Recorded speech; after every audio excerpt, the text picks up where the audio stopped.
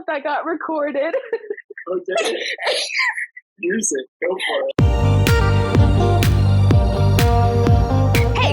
Thank you for joining the Escape With Me Book Club. Escape with me, Sam Reiner. And me, Hannah Rossell. Into our most recent read. Come with us as we evade reality and go into detail about a new book. We'll be covering the book from beginning to end, so remember, there will be spoilers. Today we're going to Hell in a Handbasket, frankly. Published January 27th, 1927. The Big Four is a shakeup in the Agatha Christie formula as she tackles an action-filled thriller over a mystery. Hercule Poirot has met his greatest adversary yet, a criminal organization that is responsible for the breakdown of society the world over. With science, money, and intelligence on their side, will Hercule be able to stop them and their plans, or will Hercule lose both the game and his best friend's life? Hastings gets knocked out so many times in this book, I'm a little concerned, but that's beside the point. There might be a reason he's not super intelligent. I'm concerned. Concussions are a thing. Anyway, getting to the historical context. So this is fun, because technically we have to go over Roger Ackroyd. So the last time we left off, it was spring 1924. So I have to get us all the way to January 1927. And this very eventful year happened in 26. So Agatha had a rough year. Since last book-wise, we have been now introduced to Colonel Race, who we meet in Death on an Isle. His book came out in 1924 and is called The Man in the Brown Suit. And then we are introduced to another character that will come up again, and I think we'll meet Hercule Poirot. Superintendent Battle. For once, someone's not a colonel. His book came out in 1924 called The Secret of Chimney. I did double check that. There is no the. Interesting. I guess it's a location? That's what I think. Maybe we'll get there. Maybe. Oh, interesting. The Secret of Chimneys is, like I said, it's a battle superintendent book, but in the TV show? I think so. In the TV show, they changed it to a Miss Marple. Huh, I guess I didn't want to introduce another new character. I guess not. I mean, I guess she didn't have enough books. Granted, she has significantly less than Hercule Poirot. Yeah. So the best book, of course, comes out in 1926, Murder of Roger Ackroyd. So now that you've had a chance to read it, what are your thoughts? Did you like it? I thoroughly enjoyed it, and I did not see the plot twist at the end coming. I was arguably probably the worst place to be listening to that audiobook when the plot twist happened, because I was in the middle of a workout, and it happened, and I was on the inside. It's like 5:45 in the morning in the gym, and I'm like, oh my god, trying to keep my composure, but freaking out. Yeah, it's good. Not my wisest decision. I had to stop the book and put music on. Someone probably thinks I've gone off the deep end. Good book, though. So yes, it's very good. So that came out in 1926. So let's just skip to the main thing. Not much really happened that is super noteworthy between 1924 and 1926, because in comparison, to start off our wonderful year, in April, her mom passes away, who she was very close with. And she's a huge credit to why she wrote, because her mom wrote and her sister wrote, and so she wrote. So that happened. And then in August, this woman, who is her whole life, all she really wanted to be was a wife and a mother and want to get married and be in love and just be a good wife, gets told by her husband that he's divorcing her because he fell in love with another woman. Not a good year. Then we get to December 1926. December 3rd, this is a surprisingly well-documented event considering it was the 1920s, but December 3rd, 1926, Archie and Agatha fight, and he goes to his parents without her. And then she disappears from her house. Just straight up gone. We're always one for the drama. Straight up gone. They don't know where she is. The next morning, they find her car in a chalk quarry with an expired driver's license and clothes inside. And so they're like, holy crap, she's drowned herself. But they couldn't find any body. So the world starts looking for this woman. So many police,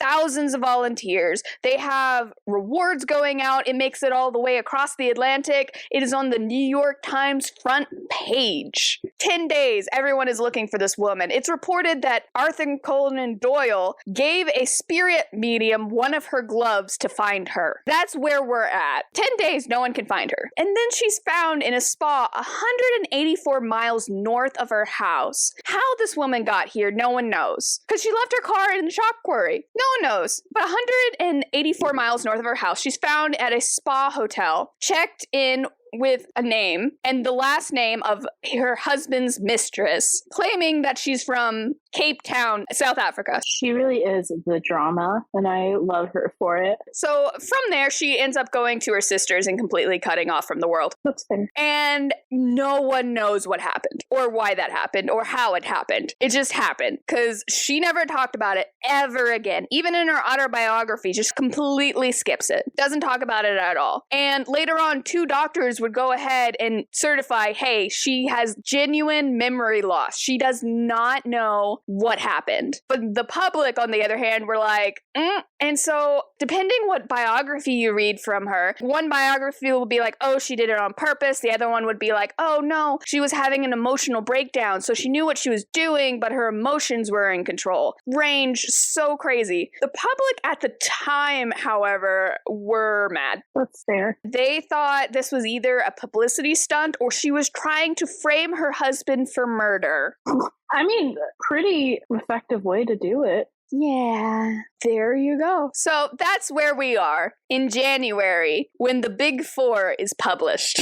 Also in January, Agatha begins her 3-month-long trip to the Canary Islands with her daughter. I don't blame her. Yeah, I'd go too. At all. But just imagine going through something that traumatic that your brain's just like, we're just going to forget it. It didn't happen. Those 2 things back to back, one of those is traumatic enough. I don't blame her. It was not good. It was not a good time. No matter why she was out there, it was not because of a good time. No, it was the opposite of a good time. And frankly, at this point, whether or not she remembered or not at the end of her life, I don't care. It's just nuts. And I honestly feel bad. I don't think it was necessarily a publicity stunt. No, I think it was just perceived as that. I think it was perceived as that because, first of all, she did not need more people knowing about her books. If you're famous enough to get on the New York Times first page, you didn't need to get on the New York Times first page. So that is everything. The year Roger Ackroyd came out was not a good year for her. Poor Agatha. And when she talks about that year in her biography, she basically was like, it was a rough time, and that's all we need to say about that. We're just gonna move right on. Exactly. So, our background, this is a new read. Neither of us read them. That's going to be true for literally the rest of these. Yep. But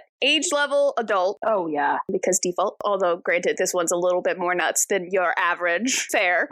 Just a little, yeah. Content warning, racial slurs for Chinese people. I want to amend something I said in the 3rd book episode. I was like, oh, does she use the really bad one because she's trying to make the character look bad? No, because Jap says it in this one. It's just her. It's just Agatha. But murder, kidnapping, so much kidnapping. So much kidnapping. I think we set a record for kidnapping. Torture mentioned several times. There is a little gore in some of the deaths, especially one of them specifically involving a fireplace. PG-13 language and suicide. I know that isn't a lot. Compared to how surface level and light some of the other content warnings are, it's like, oh, murder. And it's like, yeah, but it's like super clean and scrubbed. Versus this one, I feel like it's just more. She really went for that action vibe. She was really, I think, still working through some emotions. Could be. I don't know how she does. Minimum publishing a book a year, maybe more. So she was probably writing this during the worst year of her life. Yeah, that would explain a lot. So to judge a book by its cover, I have one that's a chessboard and there's a black bishop that's knocked over and there's a 4 on the cover in red, which it took me way too long to realize it was a 4. Yeah, we had the same cover and I didn't realize it was a 4. Me neither! I thought it was how the piece was moving. Yeah, I didn't realize it was a 4 until I was reading this outline and I had to pull up my Audible app and look at it and be like, is that a 4? Yeah. And it's because of how they tilted it that my brain was like, that's just some weird lines. No, it's a 4. Yeah, it's a 4. Y'all could have done that better. I'm also curious why it's a black bishop on the cover, because in the book, the bishop that gets used to kill the one dude is a white bishop. Yeah, that is interesting. And it would have been better contrast. You would have seen it. I don't know. I don't know how they made these decisions, but that's what it is. So I thought this was going to be chess related. Yeah, that's what I was really expecting. And it is. Sorta, vaguely. But I don't think that really clarifies this. None of the covers really do. Some of them are better than others. The one on Goodreads is, oh, there's 4 people standing around a 4. Oh, interesting. That sounds cool. It's okay. It's mid. It does a better job of explaining what the book is about, but And then there's a couple other ones. There's a lot of them. Imagine, since 1927, there have been a lot of covers. And some of them are better than others. But like I said, I just don't think anything could have prepared me for this. It's a ride. We're going on a ride. Let's go on a ride, shall we? Let's do this. First of all, Hastings back. I forgot that you told me that he would be back for this book, and so I was real sad. He wasn't as annoying as usual, though. I don't know why. Because we were all Hastings.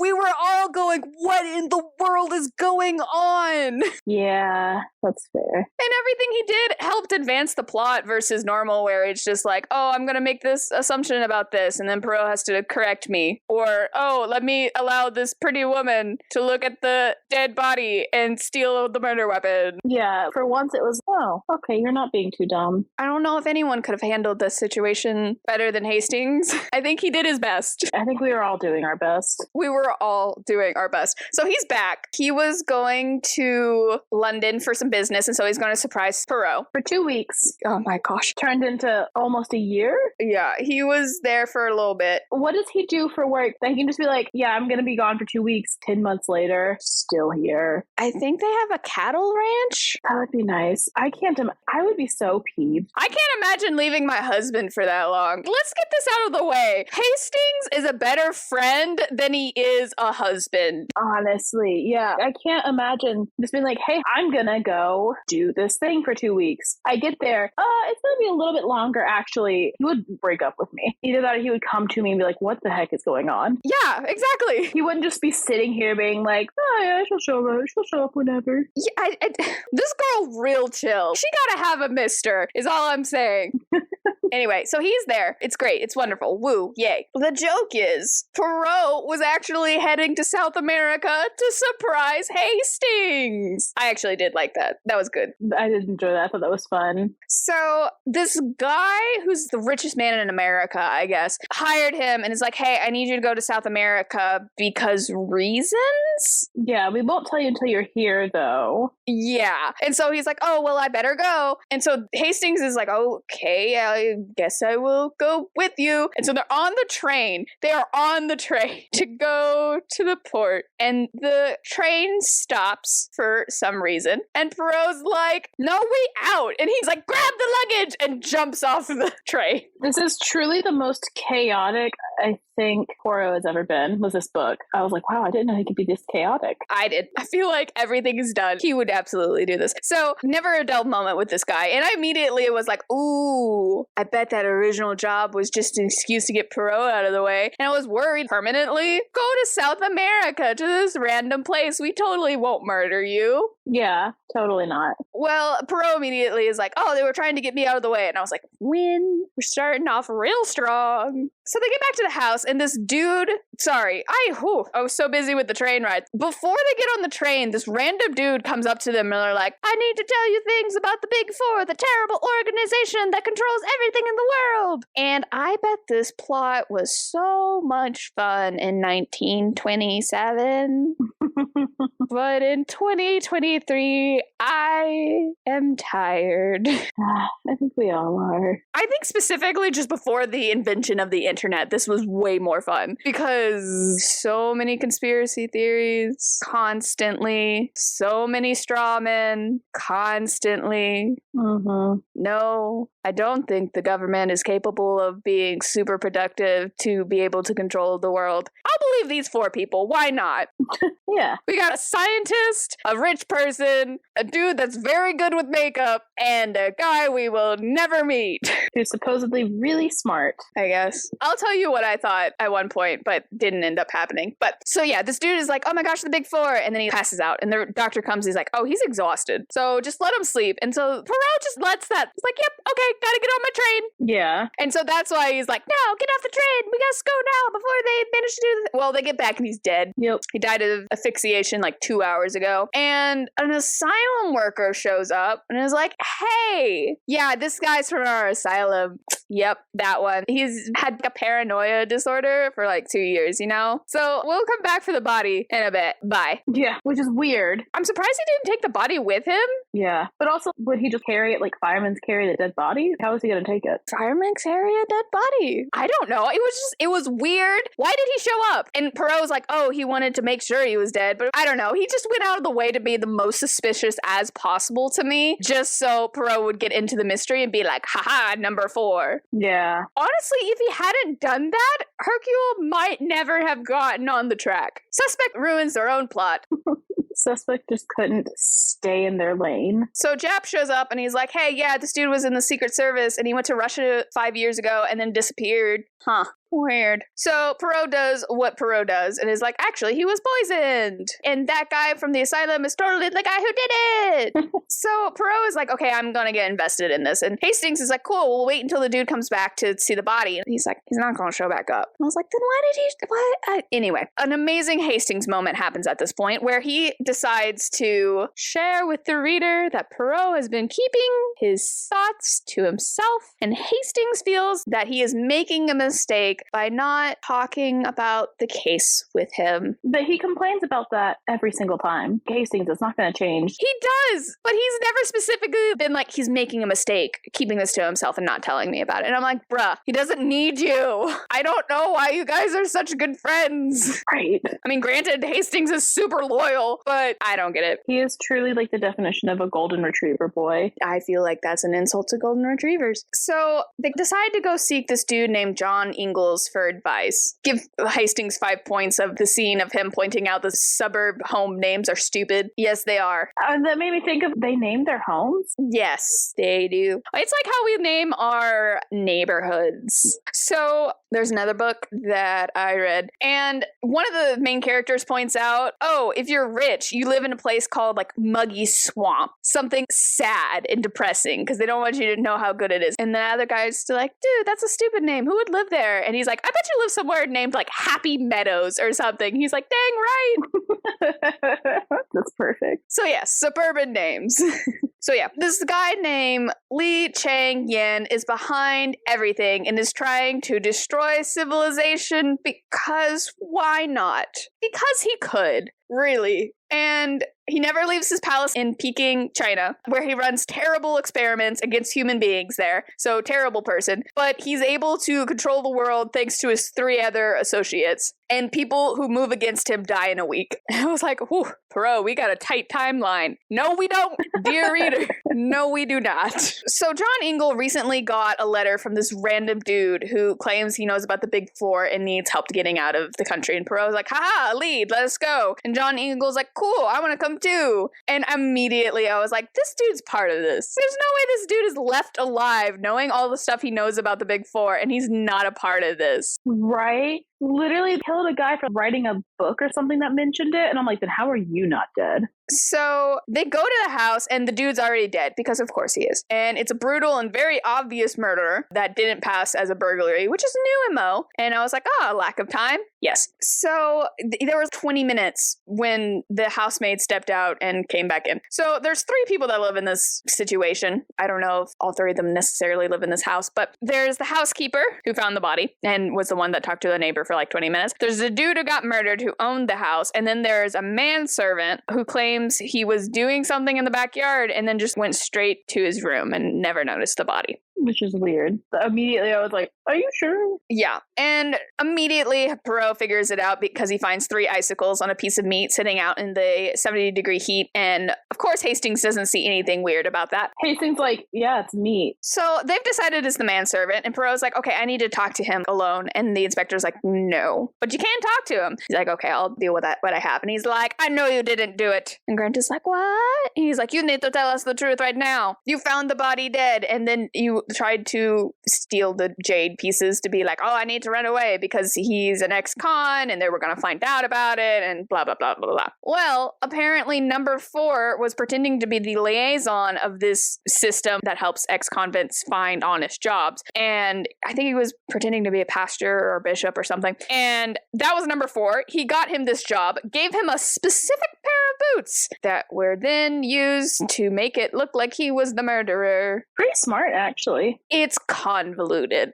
Yeah. All of his plans are convoluted. And everyone's like, how in the world did he get in there? And apparently number 4 used the invisible waitress tip, where you just don't notice people that do jobs. Like, you don't notice the waiter or waitress passing by, and so you talk in front of them. Well, in this case, he was a butcher, and he went in the house, put meat down, and then came back out. He also murdered a man. So that's how it happened. And so Poirot manages to get the other guy acquitted. Woo! Yay, good job, Poirot. But then we're out of leads, which, by the way, John Ingle came to this, and all he does is look at the jade carvings. Oh my gosh, I totally forgot about that. I'm just saying, that's sus. But okay. So we're out of leads until Jap shows up with an American Secret Service agent who has found papers detailing something that shouldn't be possible science-wise. And the scientist who is connected to it is the leading scientist, disappeared in Paris 2 months ago. Jap thinks it's a voluntary disappearance because he's wrong. And so Poirot goes to the wife and she's like, no, he would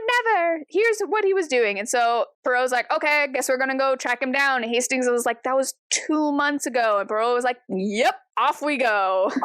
And let's go. So he goes to France and talks to a couple of the people. And one of the people he talks to is a woman scientist who is better than the Curies in science. Bold claim. Something to do with radium and her experiments, possibly with magnets or bioelectricity.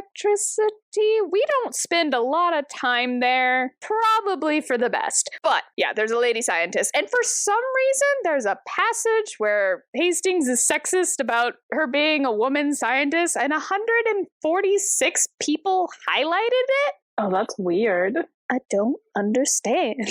I guess 146 people either are about to roast Hastings or really hate women scientists. Probably roast Hastings. Yeah. So they talk with her, blah, blah, blah, and then they found out, haha, one of her secretaries is actually a random Russian countess? Yeah. I don't know. Did she ever come up in any of the other books? I had my notes for the 3rd book, and I looked through that, and I was like, clearly this would be the best way to find her, right? And I didn't find her in the 3rd book. I don't remember her in the 1st or 2nd. I think this is a new character? I'm going to say that, and someone's going to pull out a random passage, like one line or something from like book 2, and we're just going to be like, well. Yeah, I was like, was she on the Orient Express? Well, if she was, that's after this. Oh, that's true. This is book 4. I guess it's just some random character, but I was like, she had to have been in a book, but I guess not. They make it sound like she is. I don't remember. I have found no proof of that. I felt like I was going crazy. So that's a thing? Woo. Just, I'm more and more confused. Except Hastings knew what was going on this time, so I didn't like it. So they just leave. They're like, oh, okay. They see a woman enter the house and runs up the stairs, and they don't care at all. Eventually, they come out to find out that she's a countess, but right then, they don't care. And I was like, okay, I'm worried about Madame Olivier? You gotta help me here. Olivier? Okay. Because it's Oliver with an extra I. So, okay, they're walking down the street. And all of a sudden, this tree just knocks over and almost crushes them. Yeah, convenient falling tree. Never confirmed. It's implied that someone did it, but it wasn't number 4. Anyway, the line. Yes, but for my quick eyes, Hercule Poirot might now be crushed out of existence, a terrible calamity for the world. And you too, mon ami, though that would not be such a national catastrophe. That statement deserved its 160 highlights. That one made me laugh. I was like, woo, roasted. I love this man so much when he's roasting Hastings.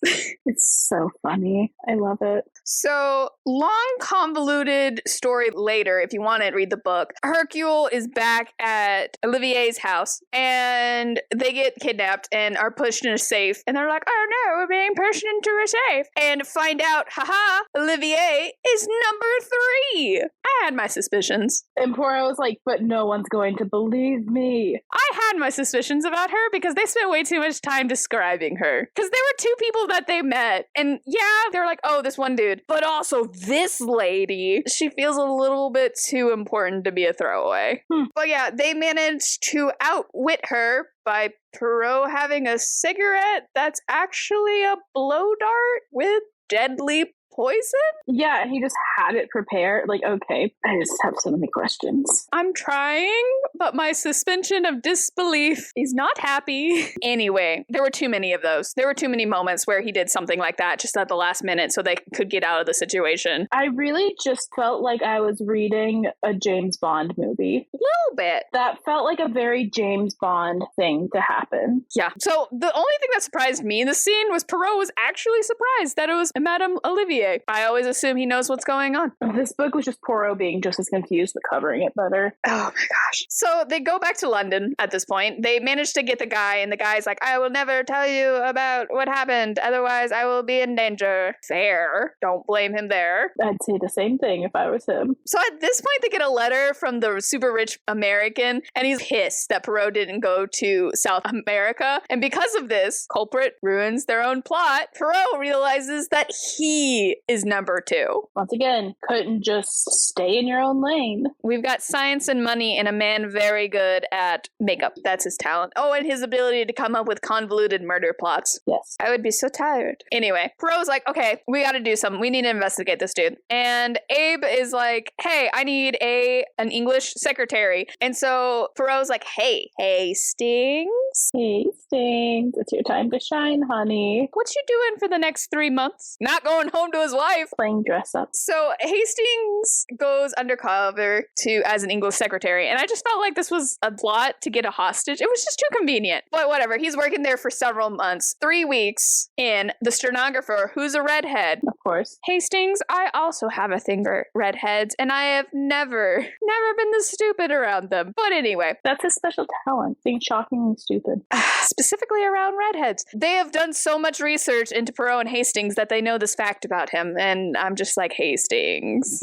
His wife isn't a redhead, is she? Nope. She's blonde. Isn't she? Is she blonde or... I thought that was her twin. I thought she had... No, maybe she is. One of them is blonde, the other has black hair. Anyway. Yeah. The stenographer, who's a redhead, is like, oh no, he yelled at me because I opened a letter with the number 4 on it. What shall I do? And so Hastings is like, haha. And she even remembers exactly what it said. That's not suspicious to you at all, Hastings? That is not a normal person thing to be like, verbatim, here is the paragraph long. You would have to conscious effort to Anyway, Hastings is like, I have solved it and I know what's going on. So he goes to a quarry to try to overhear a conversation with Ryland. Except it's a trap, to the surprise of Hastings. To the surprise of no one except the person being trapped. And apparently he wrote a letter to Poirot being like, oh my gosh, I'm gonna do this thing, and if you don't come, I'm gonna do it without you. And so Hastings feels bad because he's like, oh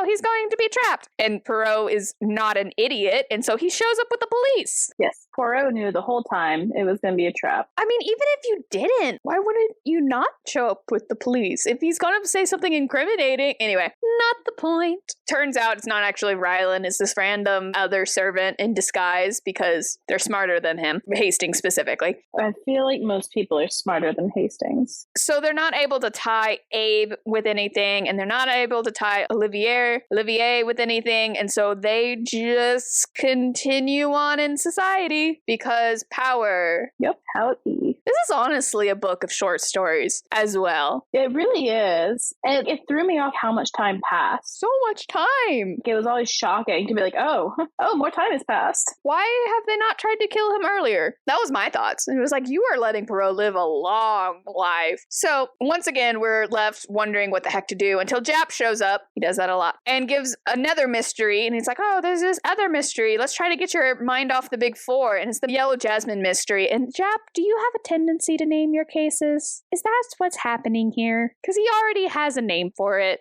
He's got to keep all his mysteries straight. This is the gory part. There is a man who fell into a fireplace head first and toasted his face off like a marshmallow. And with his dying whatever, he writes Yellow Jasmine and 2 lines under it at an angle. So they head out. They're like, okay, this is weird. Why not? So this dude has lived with his nephew for like 8 months before his death. After not feeling well. His long lost nephew, right? Yes, basically. The guy who owned the house and the brother got in a fight, and so he hasn't seen the nephew in forever. So he wasn't feeling well that night and got a shot, like a hypodermic needle, to help his heart. What? I have questions. Immediately, the doctor did it. There is no question. You have shot this man with a hypodermic needle, and suddenly he dies? Suspiciously. Because as Poirot points out later, what man wouldn't just get up? No one's gonna hang out in the fireplace. And there's no sign of force, so this man just basically passed out suddenly. So to skip a lot, guess what? The big four. Shocker. The doctor is number 4. Yay! Also, I'm very proud of myself because I remembered that Yellow Jasmine is poisonous.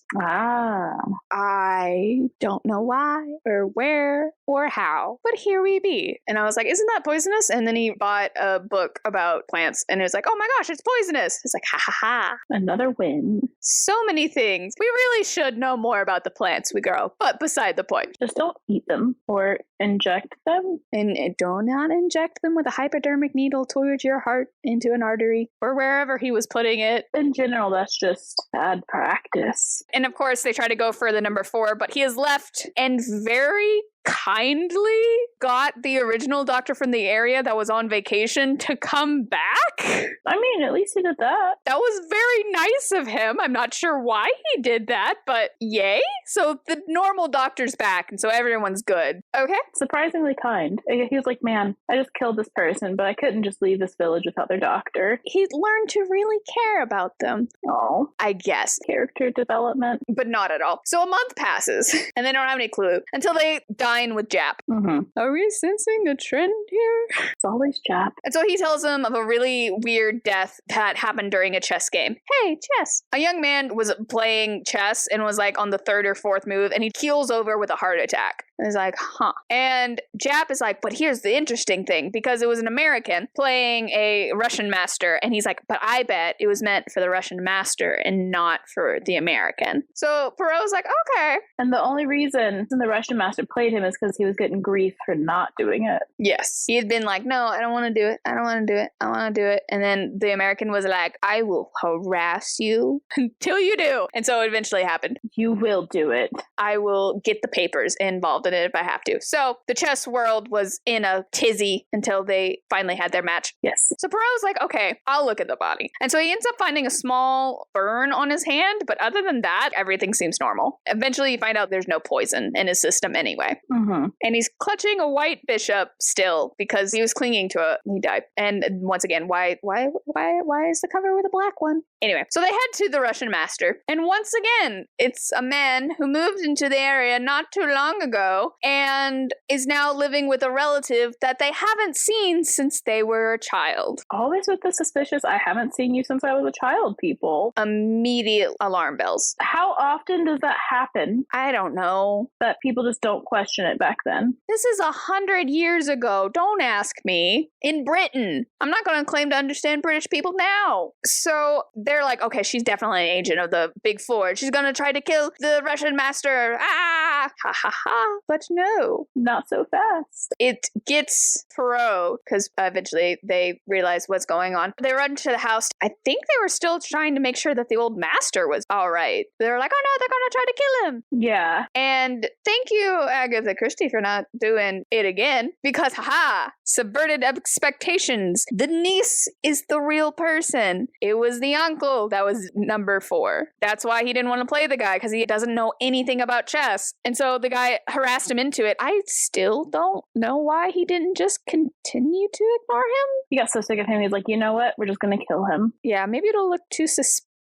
I don't know. I don't question his motives, but he decided to consent to this. And so he learned like 3 moves, because this guy apparently has a really famous opening. And so he learned 3 moves of the defense. That's all he knows about chess in the world. And the chess piece had an electric rod in it. When it moved to a very specific square, it electrocuted him. So they really would have been screwed if he'd done a different opening. Right? But predictable, I guess. So what we're learning is predictable will get you killed. So many questions. And they set up all these things to make it look suspicious. Like, oh, this chessboard was gifted to him. And it was like, well, on your next match, please use it. Or something like that. So yeah, once again, they have been thwarted by the Big Four. Except not really, because they managed to save the niece, who was gagged and chloroformed. Oh yeah, and they said you could smell it when you walked in. I was like, how strong does chloroform smell? Well, to do it right, you need a lot of it, because because it's not like the movies where put it over their mouth and they instantly pass out. It actually takes some time. Admittedly, I've never used chloroform or experienced it. I just appreciate that she continues her trend of good poisons. Yeah. So it's January now, and even Poirot calls Hastings out. Yeah. You're staying a long time past several months, my friend. And I was just like, just say you're in love with Poirot and let Cinderella be done. I don't remember her actual name. They don't even use her real name. It's just always Cinderella. This entire time, they control the world. But Hastings is like, what could possibly go wrong? And Poirot's like, they could use other people against you too. And he's like, what could possibly go wrong? A lot could go wrong. And then it does go wrong. It all goes wrong. Immediately, he gets a letter that's like, hey, we have your wife. And he's like, oh, this is what could go wrong. She deserves so much better. It hadn't even occurred to him. He hasn't thought of that woman his entire time he's been there, let's be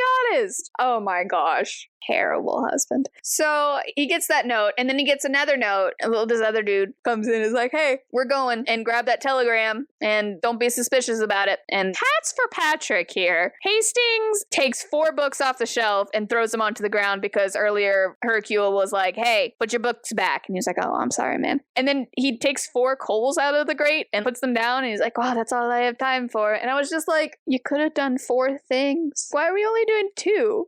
Right. Why did you need the effort to do 2, but you didn't do... Anyway, my desire for nice numbers beside. You just also see Hastings become more and more paranoid. He should be. Yeah. He's not paranoid enough. But I still appreciate it. It's a good job. Good job, Hastings. Stroke of genius. Yeah. He gets taken to Chinatown to this random house that's abandoned that has a secret room in it, and they crawl under there, and then they find this even more impressive room with all the niceties of things, and finds a high-level servant of Li Changyin. I thought we were going to meet him, but I guess not. Yeah, I was like, oh, we're probably going to meet him. No, you thought. So they want them to write a letter to Poirot to get him involved in a trap, or they're going to kill him. And torture his wife. And he's like, no, I would never do that. Never. And I'm like, they have your wife, dude. The thought of them hurting his wife never crossed his mind. Because the way they say it was like, oh, we can cause a lot of harm. And he's like, I don't care what you do to me. I would have thought it was my spouse. Immediately, I would have been like, you're threatening my spouse. Literally, like, first thought was like, oh no, his wife. And Hastings says, oh no, me.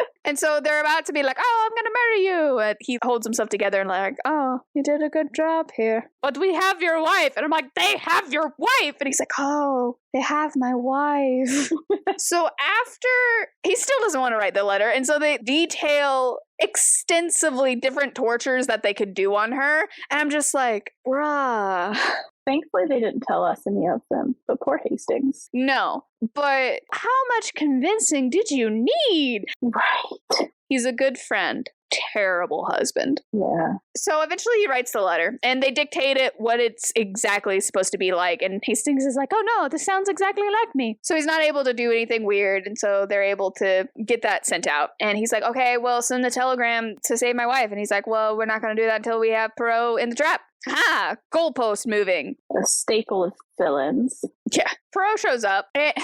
Just so much sighing during this chapter. So Hastings has to act the part and be like, hello, my friend. The letter I wrote where I said, come to this place, that we must search it. Let us do that now. And at the last second, Hastings is like, no, Poirot, run. Don't do it. Forget my wife. Terrible husband. Poirot, of course, pulls a James Bond. Or an Inspector Gadget, honestly.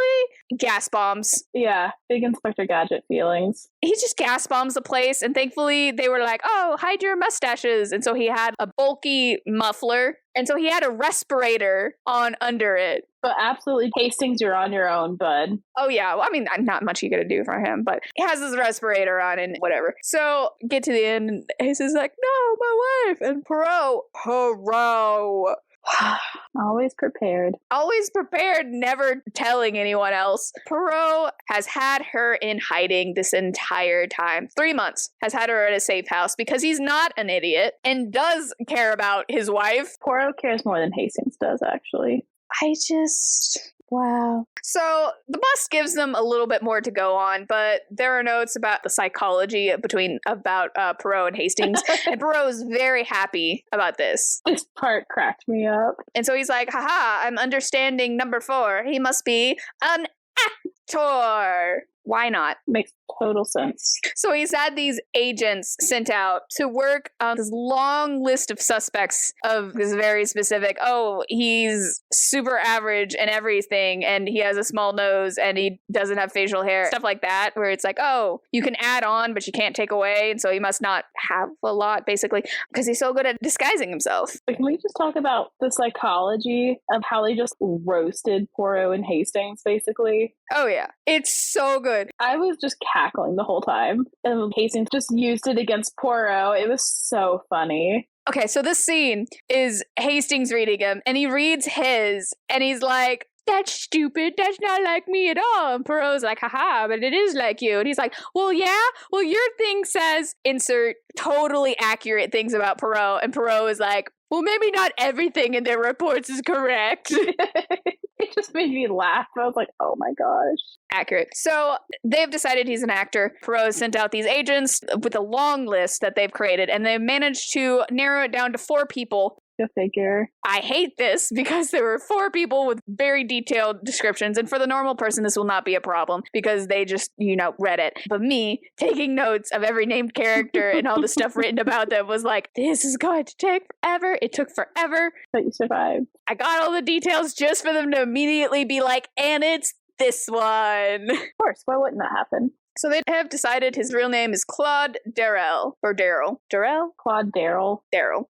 I tried to make it fancy. In the recording, it sounded like they were saying Claw Darrell, because it's Claude Darrell. Yep. Claw Darrell. I was just like, this man's named Claw at this point in my brain. So they've sent out information about this dude. It's like, hey, do you know any information? Blah, blah, blah. And so they meet this lady who is apparently a little trashy. But Hercule don't care. He takes her out to a fancy restaurant, plies her with wine. She remembers this habit he had while eating and has an 8-year-old photo of him. And she's like, I'll find it for you. She's like, awesome. And so Poirot hires a PI agent to watch over the house tonight. And it's like, okay, we're going to keep this lady safe. We want the thing. No, you're not. Well, on her way home, she gets hit by a car.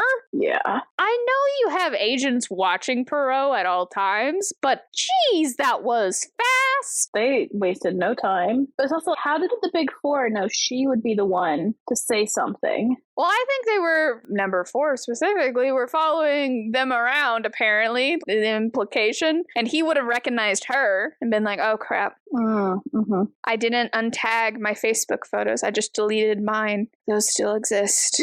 So he noticed her and was like, okay, she has a photo of me. But I was just impressed. He was like, man, did. On the way home. It was very fast. Hercule tries to rush to the house. She's dead by the time they get to the hospital. But they tries to rush to the house to get the photo. And they find a frame that was in, and on it is a new sticker, 4 shillings. And I was like, okay, that's cheeky. That's cheeky, number 4. I appreciate it. So, we are once again in a standstill. Seems to be a recurring theme. Yes. These little episodes we're going through, this is a TV show, really. Early 2000s, 30-minute cartoon TV show. There is, I don't remember what it is in reference to, but I must point out the second time that Hastings is getting points for being witty. He's been conversing, quote, to some Russian with apparently every letter of the alphabet in his name, end quote. Yes! Yes, yes, yes, yes, yes, yes. Did you show your husband that? No, I need to though. But yes, sometimes we'll be cheeky and be like, oh, you should try to do my Duolingo. And so I'll try to do his Russian, even though I don't know that alphabet at all. But I've actually done pretty well. So yes, yes, yes, yes, yes. It's a very him thing to do. All of the yes to the witty remark. So one day Poirot is just like, we're here. We need to do this. And so he sets up a meeting with the Home Secretary for England and then the French Premier? Yeah, I don't really know what that is, but I don't know. I do not know anything about French government. So those 2, and of course, Mr. Ingles. Okay. My alarm bells went off for no payout. So Poirot's like, hey, here's the thing, and tells them all the stuff, and they don't believe him. And the French guy's insulted because he's just insulted one of the best scientists in the world who happens to be French, and the French are milking it for all it's worth, as every politician does. Oh, yeah. So Poirot's like, well, just in case I die, here's the plan. And afterward, they leave, and Ingrid is like, oh, I need to go to China soon. And Poirot's like, why? And he's just like, well, I need to do stuff there, and I'm just as safe on the road as I am here. Why are you still alive? Are you sure about that? That too. But why are you still alive? Period. Anyway, Poirot tells Hastings that he needs to bring in his twin brother for help. And he makes a slight Sherlock jab where it's like, oh yes, men like him often have brothers and equal intellect in higher places, but not as cunning as the other one, basically. And I was like, okay. The sass. Okay, Doyle. I don't think she likes Mycroft. No, she's bitter about him taking her glove. So they go back to his house, and a nurse is waiting there for them. The man she's caring for has a strange illness, and the doctor doesn't seem concerned about it. She gives the details, and it's really obvious his much younger wife and the doctor are having an affair. Really, really obvious. And it's like, oh, the wife gives him food sometimes, and he gets sick afterwards, and the doctor won't do anything about it. And I saw them kissing in the garden, and I'm like, why are you here? Honestly, yeah. Why are you here? You have all the answers. He just likes getting involved. Poirot should have, I don't remember at this point, but definitely should have been suspicious from the beginning. But to keep his interest even more enticed, she's like, oh, in a state of pain, he mentioned the four doing it to him. So immediately Poirot's hooked. It's like, we're going. So he goes and pretends like, oh, I'm tracking down a former servant who's been accused of jewel thieves. And so the wife talks to them, but he kind of digs at her. And so she leaves immediately. And then the doctor comes in and announces, hey, she's not feeling well, but she still wants me to host you for dinner. Totally normal. Tell me you're gonna poison me without telling me you're gonna poison me. Yeah, that's just totally very nice behavior. Very kind of them. So bizarre. So Mickey is the son of the guy that's sick and the stepson of the young lady that is currently his wife. He's like, hey, my stepmom is definitely trying to kill my dad to marry the doctor. And I'm like, yeah, you should really do something about that, sir. Sounds like a problem. So after eating, Poirot pretends he has stomach pains. He's like, oh, I must go lay down upstairs. I don't understand that. Any of that. I can't imagine just, first of all, just going to someone's house that I don't know. And then second of all, being like, oh my God, my stomach is killing me. Can I go lay down in your spare bedroom? What? Not to a stranger. If I was feeling sick, I'm in the car. I'm leaving. I'm going home. I'm gonna be like, deuces. Different world. So they're upstairs. And Poirot's like, we need to get out of here immediately. And Hastings is like, what? Mickey apparently did the number 4 dinner trick that they were told about, which he uses the bread to clean up his plate. Yeah, interesting. I know so many people that do that, but this is what we're going with. So he did the thing, and so Poirot's like, we need to get out of here. And so they climb the ivy down to get out and get away. So they get to the house, and one of the books is in a weird place, or is askew or something. And Hastings is like, haha, you did the thing that you complain that I always do. And Poirot had already been acting weird ahead of time and was inspecting the room, and Hastings just like, he was literally inspecting the room, and Hastings is like, haha, you did the thing. And then he moves it and triggers a trap. Yeah. Which I'm a little surprised Poirot immediately didn't hone in on that, but you know, we gotta let Hastings trigger the trap for plot. Of course. And afterwards, it's basically a bomb, and he gets told that he made it out almost completely unscathed, even though he triggered the thing, but Poirot died. Yeah, let's use some critical thinking here. And so immediately I was like, oh, that's why he didn't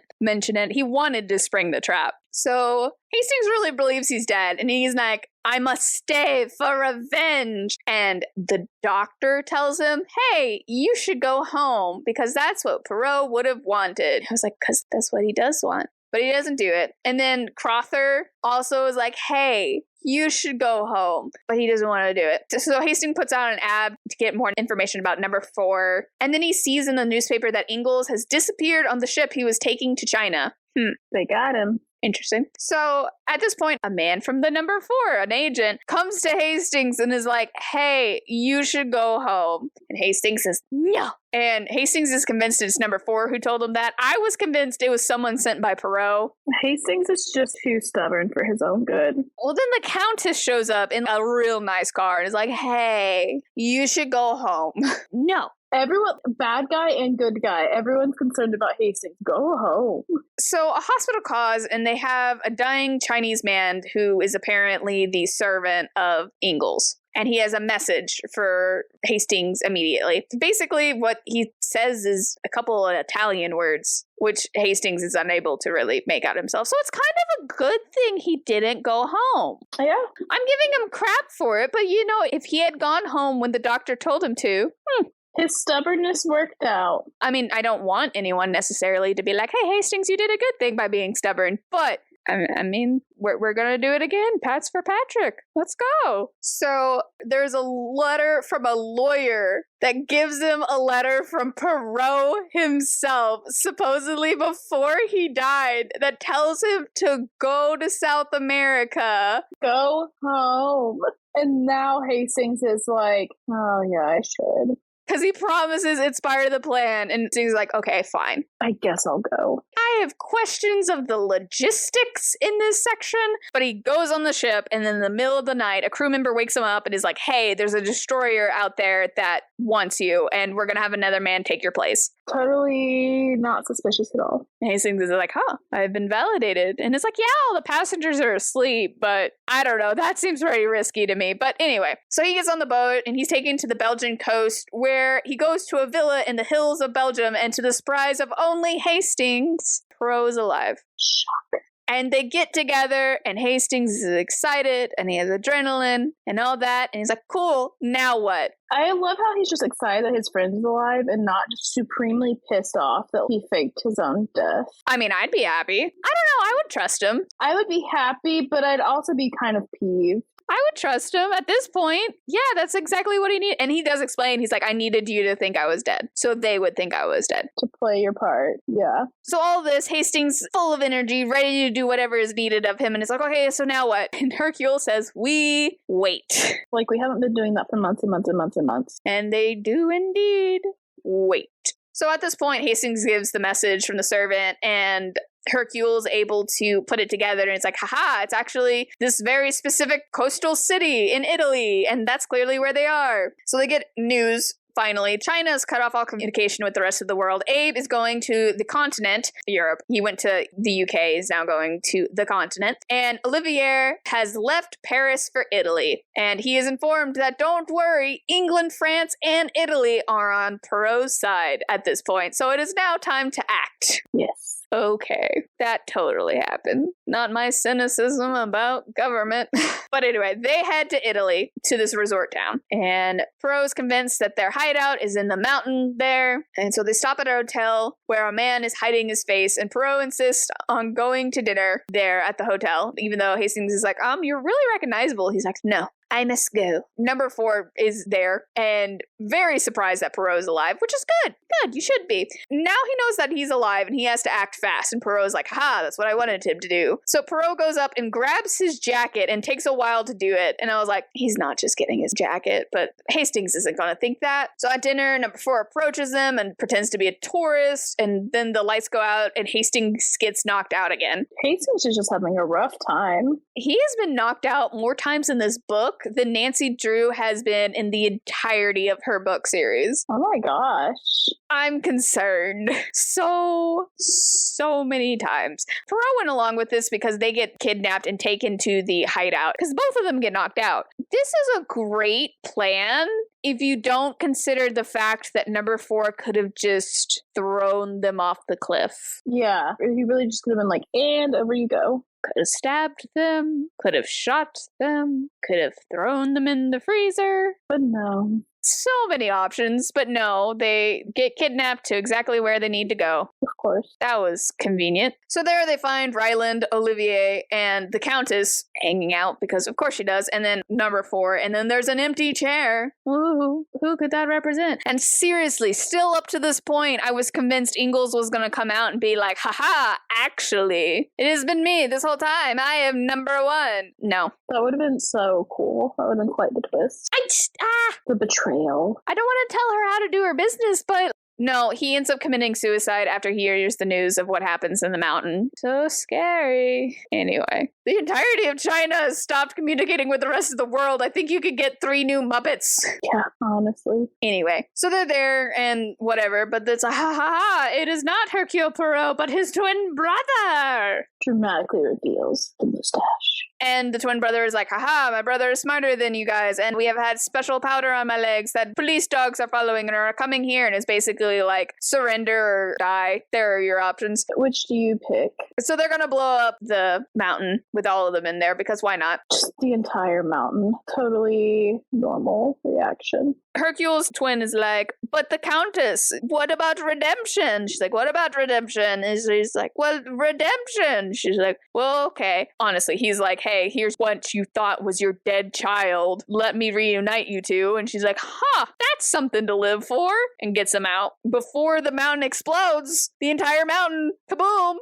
Very big kaboom. And it is revealed, it is not Poirot's twin brother. It is Poirot. It is Poirot. He shaved his mustache and gave himself a real scar. I'm gonna pretend that's what Death on the Nile was referencing. Yeah. We're just gonna pretend. And so, yeah, it's that. And I think color context, because his eyes are green, but the twin brother's eyes were dark. So, it was Hercule all the time. Yeah, so now I'm like, does he have a twin brother, or was he just playing the long con? He was playing the long con. He doesn't have a twin brother. So the police find the 3 bodies, and like I said, there's news about what happened, and then Li Changyin commits suicide upon hearing it, and so Poirot jokes about, oh, my friend, you're going home. Maybe it is time that I retire and grow vegetable marrow. Which, weren't you just doing that in a previous book? Yes, that's the joke. I was like, but you already tried that. It didn't work out for you. That's why he's laughing. It's an inside joke he did not share with Hastings. But then they hint at that maybe he should settle down. Right? Which I was like, whoa. I mean, I'm not against it. I'm not, but it was also just shocking. But that is the roller coaster. We have gone on our roller coaster. I hope you had fun. I hope you kept your arms and legs inside the cart at all times, because that was a roller coaster. It was a fun roller coaster, though. General thoughts. What? This stopped being a mystery so early on in the book, because it starts out and it's intriguing. It's like, who are these people? What do they want? And then you get into the pattern of short little episodic moments where they're defeating quote unquote number 4 or being bested by number 4 over and over and over again until they pretend Poirot's dead, and then they get the news and they're like, okay, well, let's do the thing in Italy. That's my summation of the book. And I don't begrudge the book, but it was not what I was expecting. I don't know what I was expecting, but it wasn't this. Mystery? I was like, it's going to be chess related, like you thought, based on the cover. It was like chess barely. I mean, there is a chess episodic moment, and then they reference it being a game and having to wait for your opponent to make their move. Yeah. Nothing could have prepared me for this book. Kept you on your toes. And that's just what it is. So one question for the author. Now I'm really curious, if she had to, who's Poirot's Irene Adler? Oh. What would she be like? Because he and the Countess kind of have a little bit of chemistry in this book, and she's also like Catwoman, or Irene Adler. I'm in it for myself, but I do the bad deeds. Yeah. Irene Adler, Sherlock, Catwoman, Batman. Who is Poirot's? Because it has to be a woman who's insanely interesting. Oh, absolutely. And also very intelligent herself. I think she would admire that above anything else. Yeah. But what would she be like? I have questions. Now I want to know. I didn't even think of that. Right? They brought it up. And granted, once again, Agatha Christie thinks romance in detective novels is boring because the romantic interest ends up just being boring. So I'm not surprised. Yeah, that's why I was so shocked when they mentioned Poirot settling down. I was like, what? Yeah, so I'm not surprised Poirot never gets... Well, I don't know. I haven't read all of his books. We've read the 3rd from the end, and he's definitely single in that one. So we will see. I don't know. My question was this her first attempt to try to actually kill Poirot off? And then she was like, nah, I should keep going, and brought him back. Somewhere early on in the draft of the book, did he actually just die, and that was the end of Poirot? Or was she still okay with him at this point? I do not